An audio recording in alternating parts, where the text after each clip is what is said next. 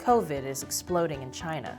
Shanghai is locked down indefinitely, and people are getting fed up.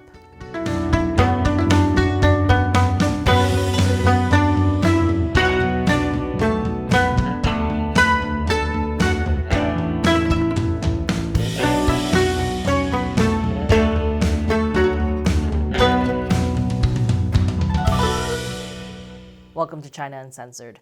I'm Shelley Zhang, filling in for Chris Chappell. 2 years into the coronavirus pandemic, the Chinese Communist Party's zero COVID policy was going full speed ahead until it hit Shanghai. Ugh, that had to hurt. Shanghai's COVID lockdown has been extended indefinitely.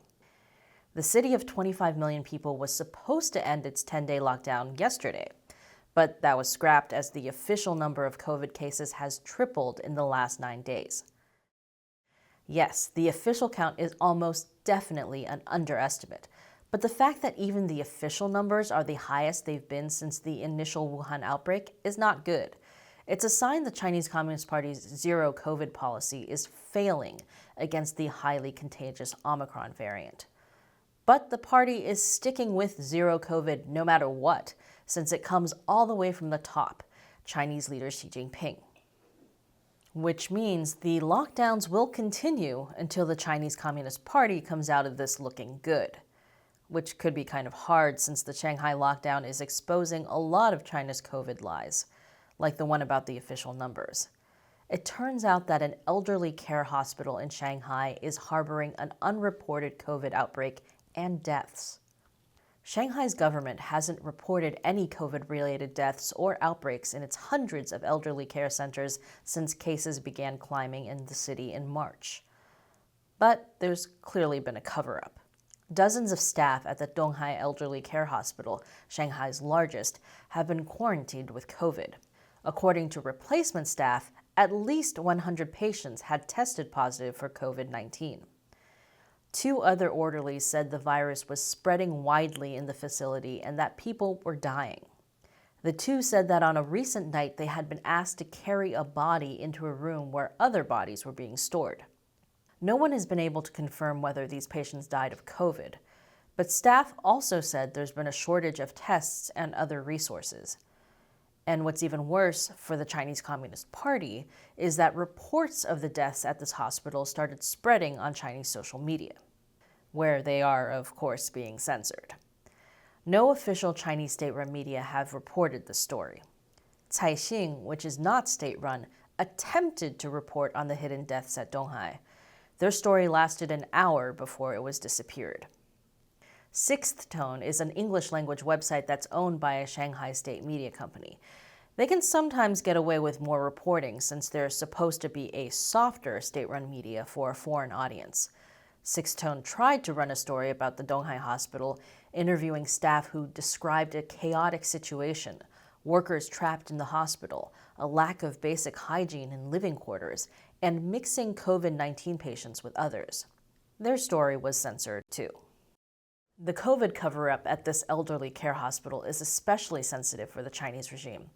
It contradicts their biggest propaganda, that China's authoritarian zero COVID policies are justified because they're saving lives. Lockdowns have been working for the Chinese Communist Party because their authoritarian system is set up for this kind of intense social control. But now they have a population with little natural immunity, and they've been giving people vaccines with lower effectiveness.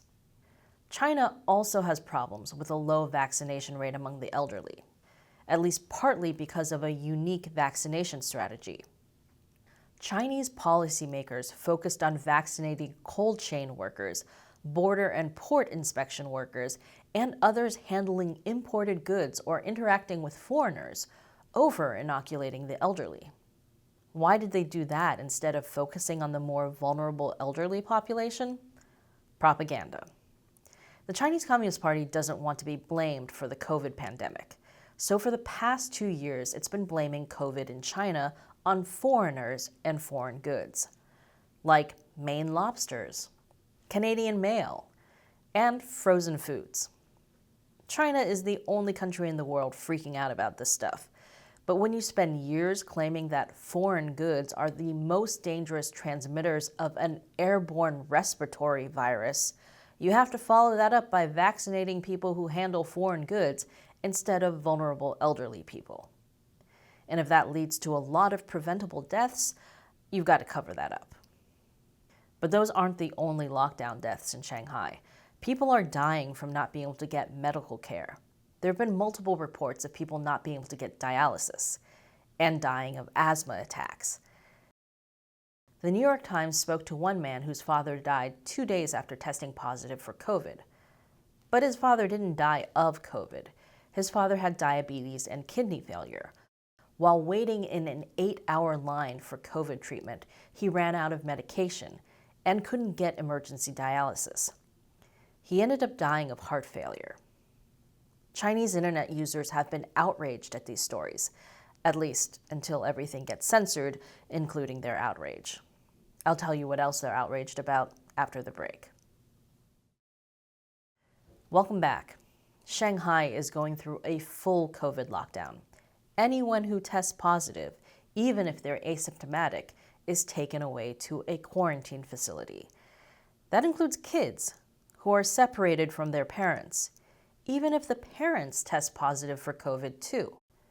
If you're thinking that sounds like a bureaucratic nightmare that makes no sense, you would be right. A video started circulating on Chinese social media showing children at one hospital, crying infants and toddlers unsupervised, sometimes 3 or 4 to a bed, with almost no adults around.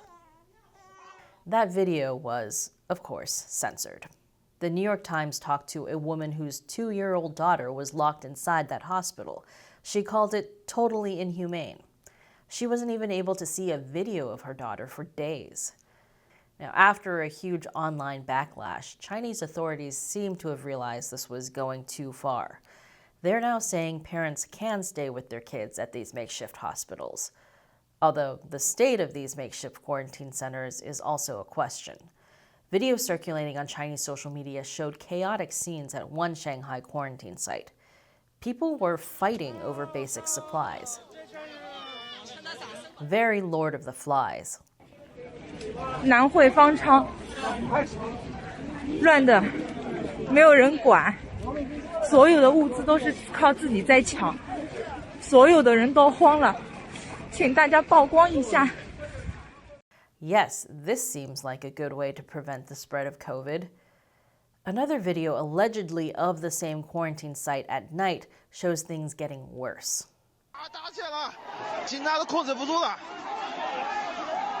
With videos like this, it's no surprise that some people are more afraid of being sent to a quarantine site than they are of getting COVID. But even for people who are just stuck in their apartments during the lockdown, getting food has been a problem. With no one actually allowed to leave their homes, people have been relying on deliveries, which doesn't always work out. So many people are trying to get food that it's almost impossible to get food. People are even having a hard time getting water. Believe me, you don't want to drink Chinese tap water. In some buildings, Chinese authorities have delivered supplies. In other buildings, Chinese authorities are just taking pictures of themselves delivering supplies and then bringing the supplies back. Doing it for the gram. So much more efficient than actually giving people food. But what's even more infuriating than that are the videos of food being donated to Shanghai from other parts of China that were left to rot on the side of the road when the trucks carrying the food weren't allowed to enter Shanghai. Other videos show a warehouse of rotting vegetables and workers throwing spoiled meat into the trash. Next time someone tries to convince you that the Chinese Communist Party is full of super capable technocrats who built a highly efficient government system, show them this episode. As you can imagine, people in Shanghai are getting fed up. More after the break. Welcome back. Shanghai residents are getting fed up with China's strict lockdowns. As one Shanghai resident put it, I support the fight against the epidemic, and I don't agree with opening everything up. But we should choose the lesser of two evils between the reality of people breaking down because they're not able to eat, not able to see a doctor, not able to get one single dish, not able to leave the house at all, and the risks we'd face if we'd let society proceed normally. People's increasing frustration with the lockdown might explain why the video of this Shanghai guy went viral. 我在录像，我是执法人员，我跟你讲，我是执法人员。你推谁执法的？请你戴个口罩，请你戴个口罩。你推谁执请你法的？冷静，戴口罩，口罩戴好。 He put up quite a fight, but eventually the police took him away. 赵崔，你为什么口罩不戴啊？ Because people in Shanghai who are getting fed up are also getting beaten down. We might even get demonetized for showing you this. And this one of someone getting manhandled onto a quarantine bus. And this one of people being dragged and carried screaming to quarantine. But even if we get demonetized, we think it's important to expose the brutal reality of the Chinese Communist Party's zero COVID lockdown, something the Chinese regime does not want people to see, judging by how fast they're censoring these videos on social media. Here's the thing about Shanghai's lockdown. This is all happening in other parts of China too. For example, all of Jilin province has been locked down for almost a month now, and a lot of the same things are happening there, like food shortages, and people dying because they can't get medical care. But a lot of this is easier to see in Shanghai. Shanghai is China's most cosmopolitan city. There are more people who are connected enough to let the outside world know what's happening. When you have a BBC reporter talking about how he can't get food, that's harder to cover up than something that happens in China's countryside. And the Shanghai lockdown isn't just exposing China's COVID lies. It's also exposing the brutality and the absolute absurdities that come with China's communist system. Chinese officials are always incentivized to go too far, to do too much rather than not enough, because they're much more likely to get punished for not doing enough. So zero COVID becomes political theater, sometimes literally. The banner in the back says, "Fighting the epidemic is everyone's duty. Unity is strength." And the song that's playing is, "Without the Communist Party, there would be no new China." Zero COVID is not about saving people from COVID. It's about maintaining the power of the Chinese Communist Party. And that's the most outrageous thing of all.